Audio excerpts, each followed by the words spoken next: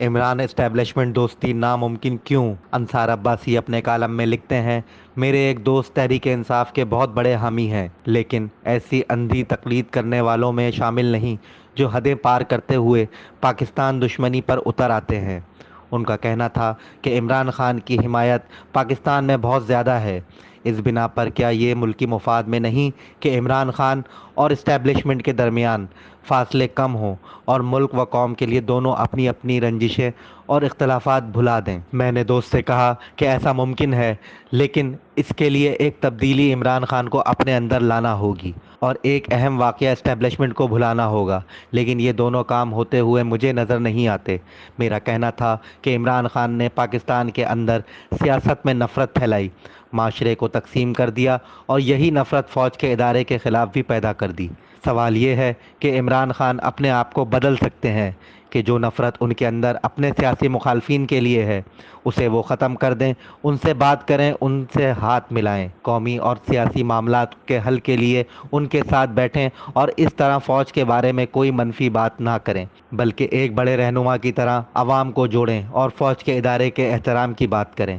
اور 9 مئی کے واقعے پر پرزور مذمت کرتے ہوئے معذرت کریں۔ تاہم ایسا ممکن نہیں، عمران خان ایسا نہیں کریں گے، اور یہ بات تحریک انصاف کے میرے دوست نے بھی تسلیم کی اور کہا کہ عمران خان کو دل بڑا کرنا چاہیے، اپنے مخالفوں کو اپنا دشمن نہیں سمجھنا چاہیے اور فوج سے کسی صورت لڑنا نہیں چاہیے۔ اب سوال یہ پیدا ہوتا ہے کہ کیا اسٹیبلشمنٹ عمران خان کو دوبارہ قبول کر سکتی ہے؟ اس پر میری یہ رائے تھی کہ جس طرح گزشتہ 1 ڈیڑھ سال عمران خان نے فوج اور فوجی قیادت کو نشانہ بنایا اور جس طرح عمران خان نے بیانیہ کو لے کر تحریک انصاف کے اندر فوج کے خلاف نفرت پیدا کی گئی، جس کے نتائج میں 9 مئی کا واقعہ رونما ہوا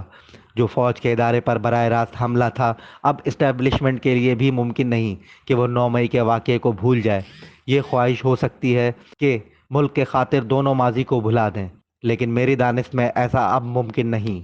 یعنی نہ عمران خان بدلیں گے اور نہ فوج 9 مئی کو بھلا سکتی ہے۔ اس صورتحال میں تحریک انصاف کے لیے کیا آپشن بچتے ہیں؟ کیونکہ یہ تو حقیقت ہے کہ عمران خان کا ایک بڑا ووٹ بینک موجود ہے۔ اس بارے میں عمران خان کے لیے سب سے بہتر حکمت عملی یہ ہو سکتی ہے کہ وہ خود کچھ عرصے کے لیے پیچھے ہٹ جائیں اور اپنا کوئی ایسا جانشین آگے کر دیں جو فوج مخالفت تصور نہ کیا جاتا ہو اور جس کا 9 مئی کے واقعات سے دور دور کا بھی کوئی واسطہ نہ ہو، لیکن اس کے لیے بھی عمران خان تیار نہیں اور اس لیے وہ جیل میں موجودگی کے باوجود کسی دوسرے رہنما کو وقتی طور پر بھی پارٹی قیادت دینے کے لیے تیار نہیں۔ تحریک انصاف کا المیہ یہ ہے کہ عمران خان کے جیل میں ہونے کے باوجود پارٹی کی کور کمیٹی ایسے اقدامات کرنے سے بھی ہچکچا رہی ہے جو فوج اور پی ٹی آئی کے درمیان فاصلہ کم کرنے میں معاون ثابت ہو سکتے ہیں۔ اب گزشتہ روز بٹگرام واقعے پر تحریک انصاف کے ووٹروں سپورٹروں کا سوشل میڈیا پر رد عمل ہی دیکھ لیں۔ نہ جانے تحریک انصاف کے اندر اپنی ہی فوج کے خلاف اتنی نفرت کہاں سے بھر دی گئی کہ ریسکیو آپریشن میں فوج کے کردار کو ماننے کے لیے تیار نہیں تھے، بلکہ الٹا فوج کو مذاق اڑانا شروع کر دیا۔ اس موقع پر تحریک انصاف کی قیادت کو بولنا چاہیے تھا، اپنے ٹویٹس بیانات کے ذریعے فوج کے خلاف منفی پروپیگنڈے کو رد کرنا چاہیے تھا، لیکن میں نے ماں سوائے تحریک انصاف کے سابق ایم این اے علی محمد خان کے کسی دوسرے رہنما کی طرف سے کوئی ذمہ دارانہ بیان نہیں دیکھا۔ علی نے فوج، ریسکیو سروس، لوکل انتظامیہ اور مقامی افراد سب کی کوششوں کی تعریف کی۔ تحریک انصاف اگر فوج مخالف بیانیہ کو اپنے ووٹروں سپورٹروں کے ذہنوں سے نہیں نکالتی تو پھر یہ خواہش رکھنا کہ اسٹیبلشمنٹ کے